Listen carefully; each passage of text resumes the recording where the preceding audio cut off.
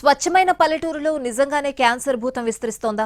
ప్రజారోగ్యం దెబ్బతినడానికి కాలుష్యం ఒక్కటే కారణమా, లేక ప్రమాదకర కారకాలు వేరే ఉన్నాయా? తూర్పుగోదావరి జిల్లా బలభద్రపురంలో తలెత్తిన ఈ ప్రశ్నలకు సమాధానం కోసం టెక్నికల్ అనాలిసిస్ మొదలైంది. తూర్పుగోదావరి జిల్లా బలభద్రపురంలో క్యాన్సర్ కారకాల కోసం అన్వేషణ మొదలైంది. ప్రజారోగ్యం ప్రమాదంలో పడడానికి గల కారణాలపై ప్రభుత్వం లోతైన విశ్లేషణ చేయిస్తోంది.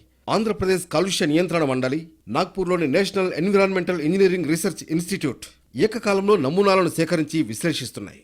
బలభద్రపురంతో పాటు చుట్టూ ఉన్న ప్రాంతంలో తాగునీరు, గాలి, భూగర్భ జలాలు, మట్టి నమూనాలను సేకరించింది పీసీబీ.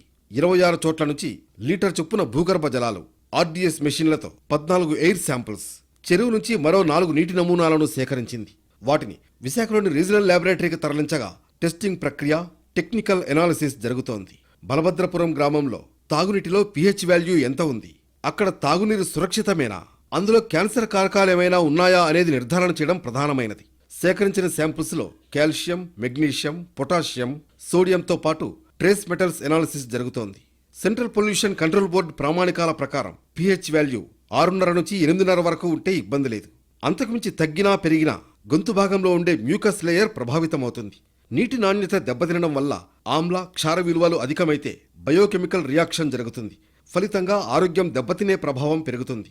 అది క్యాన్సర్తో పాటు ఇతర ప్రమాదకర సమస్యలకు దారితీయడానికి ఆస్కారం ఎక్కువ. బలభద్రపురంలోని నీటి శాంపుల్స్లో ఇటువంటి మార్పులేమైనా చోటు చేసుకున్నాయా అనేది పీసీబీ విశ్లేషిస్తుంది. ట్రేస్ మెటల్స్ మోతాదు ఎక్కువైనప్పుడు ఆరోగ్యం దెబ్బతినే ప్రమాదం ఉంటుంది.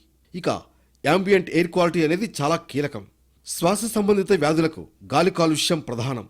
బలభద్రపురంలో రెస్పిరబుల్ డస్ట్ శాంపులర్ మెషిన్ ద్వారా ఎయిర్ క్వాలిటీ నిర్ధారణ కోసం శాంపుల్ కలెక్షన్ జరిగింది. వాట్మెన్ ఫిల్టర్ పేపర్ లేదా ఫిల్టర్ పేపర్ నెంబర్ 42 ఆధారంగా ఎనాలిసిస్ జరుగుతుంది. గాలిలో 100 మైక్రోగ్రామ్ పర్ మీటర్ క్యూబ్ కంటే ఎక్కువ నమోదైతే అనేక ఇబ్బందులు తలెత్తుతాయి. వీటిని నిర్ధారణ కోసం బలభద్రపురంలో 200 నుంచి 300 మీటర్ల పరిధిలో శాంపుల్స్ ల్యాబ్కు చేరాయి. కేవలం గాలి, నీరే కాదు, పండించే పంటల్లో ప్రమాదకర స్థాయిలో రసాయన వినియోగం జరిగినా క్యాన్సర్ వంటి సమస్యలు తలెత్తే అవకాశాలు లేకపోలేదు. స్క్రీనింగ్ నుంచి ఎనాలిసిస్ వరకు పలు దశల్లో పరీక్షలు చేసి వారం 10 రోజుల్లో ప్రభుత్వానికి నివేదిక సమర్పిస్తామని పీసీబీ వర్గాలు చెబుతున్నాయి. జల కాలుష్యము, అదేవిధంగా వాయు కాలుష్యం సంబంధించినటువంటి శాంపిల్స్ కలెక్ట్ చేస్తాం సార్. ఈ శాంపిల్ ఎనాలిసిస్ చేయడానికి మాకు ఇంకొక 1 రోజులు పడుతుందండి. 1 రోజులు పడిన తర్వాత అది ఉన్నటువంటి ఏవైతే వచ్చినాయో ఎనాలిసిస్ రిజల్ట్స్ ప్రకారం మేము హైయర్ అఫీషియల్స్కి మేము ఈ రిపోర్ట్ సబ్మిట్ చేస్తామండి.